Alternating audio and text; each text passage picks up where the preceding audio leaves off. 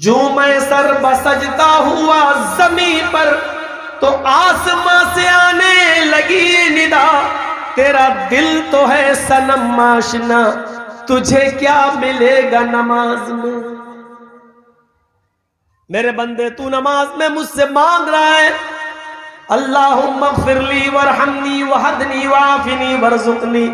میرے بندے تو مجھ سے دعا مانگ رہا ہے اہدنا الصراط المستقیم صراط الذین انعمت علیہم، لیکن میرے بندے میں تجھے دوں تو کہاں سے دوں تو کیسے دوں؟ جو میں سر بسجدہ ہوا زمین پر تو آسمان سے آنے لگی یہ صدا، تیرا دل تو ہے صنم آشنا، تجھے کیا ملے گا نماز میں؟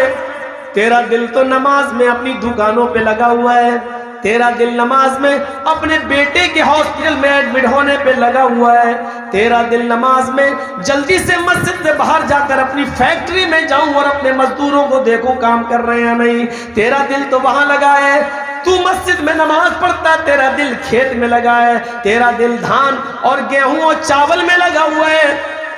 شاعر اسی کو کہتا ہے جو میں سر بسجدہ ہوا زمین پر تو آسمان سے آنے لگی یہ ندا، تیرا دل تو ہے صنم آشنا، تجھے کیا ملے گا نماز میں؟ او میرے بندے میں تجھے دوں تو کہاں سے دوں، کیسے دوں؟ تیرا دماغ، تیرا ذہن، تیرا دل میری طرف ہے ہی نہیں۔ وہ نمازیں نہیں چاہیے اللہ کو،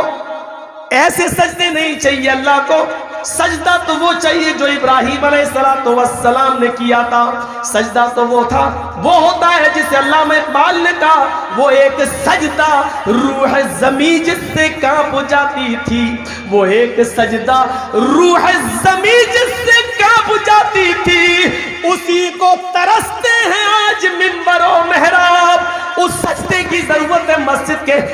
زمین پر، مٹی پر، سادہ زمین پر اپنی پیشانی کو رکھ کر سبحان ربی الاعلی کہنے کی، سبوح قدوس رب الملائکۃ والروح کہنے کی، سبحانک اللہم ربنا وبحمدک اللہم اغفر لی، یہ سب رکوع کی دعائیں ہیں اور سجدے کی دعائیں ہیں۔ یہ سجدہ وہ ہے جب زمین پہ پڑتا ہے تو زمین کی روح کانپ جاتی ہے، روح زمین جس سجدے سے کانپ جائے، زمین کی روح جس سجدے سے کانپ جائے، عرش والے کا عرش ہل جائے کہ واقعی میرے بندے نے دل سے اپنی غلامی کا اقرار کر لیا، اپنی ناک زمین پر رگڑ دی اور اس بات کا اقرار کر لیا کہ اے اللہ میں نے اپنی ناک زمین کی مٹی پر رگڑ کے تیرے سامنے ذلت کا اظہار کر دیا ہے، انسلٹ کر لی میں نے۔ اے اللہ عزیز تیری ذات ہے، ذلیل میں ہوں، اے اللہ دیکھ تیرے سامنے میں نے اپنی ناک کو رگڑ لیا ہے، مٹی میری ناک پہ رگڑی ہوئی ہے،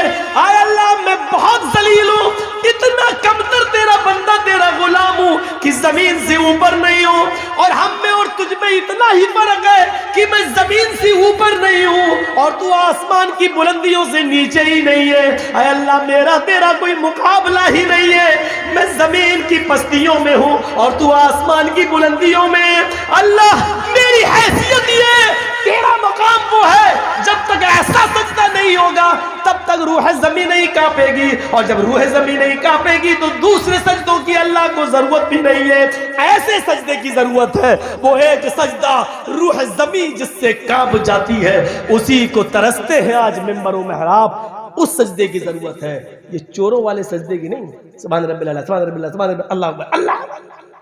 اس کوے کی چونچوں کی ضرورت نہیں ہے۔ سجدے میں جا رہے ہو تو احساس ہونا چاہیے،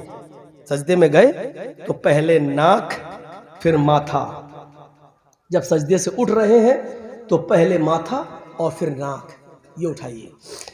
جائیں تو پہلے ناک ہونی چاہیے اور اٹھیں تو پہلے ماتھا اور بعد میں ناک، یعنی جاتے وقت بھی پہلے زمین پر ناک ہو اور اٹھتے وقت بعد میں بھی ناک اٹھے۔ یہ اس بات کی دلیل ہے کہ اے اللہ، کہتے نہیں ہم لوگ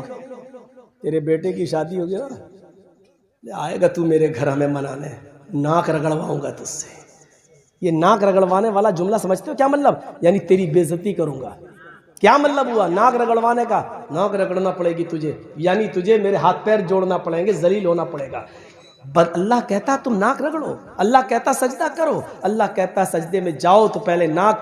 زمین پر ہو، اٹھو تو پہلے پیشانی اور بعد میں ناک، یعنی دیر میں ناک ہی اٹھے۔ یہ رگڑنے کا مطلب کیا ہے؟ ایک بندہ اس بات کا احساس کرتا ہے کہ اے میرے پروردگار، میں نے تیرے آگے اپنے آپ کو ذلیل کر لیا ہے، عزیز تو ہے، ذلیل تو ہم ہے، اور اچھا لگتا ہے۔ یہ ناک رگڑنے کا معاملہ سعودیہ کا بادشاہ، پاکستان کا وزیر اعظم اور بڑے سے بڑے منسٹر اور بڑے سے بڑے نیتاؤں کو بھی کرنا پڑتا ہے اگر وہ مسلمان ہے تو،